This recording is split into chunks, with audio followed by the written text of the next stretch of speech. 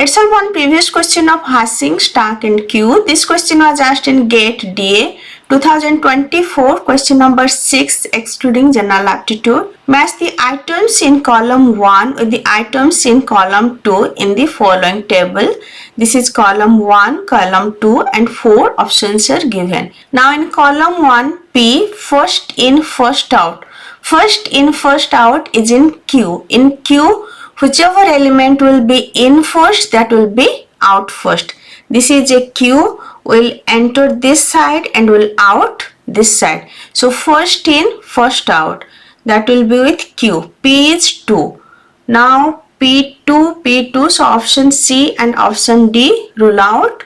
Now answer will be from option A or B. Next, Q, lookup operation. In hashing we use lookup operation. So lookup operation we used in hash table. Q3, it's present in option A, so option B rule out. Next, R, last in, first out. Last in, first out we used in stack.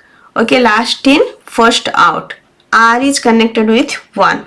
So answer will be option A, P2, Q3, R1. I already discussed stack, queue and hash table. Just go through the lecture, and if this lecture is helpful for you, please like, share and subscribe. Thank you.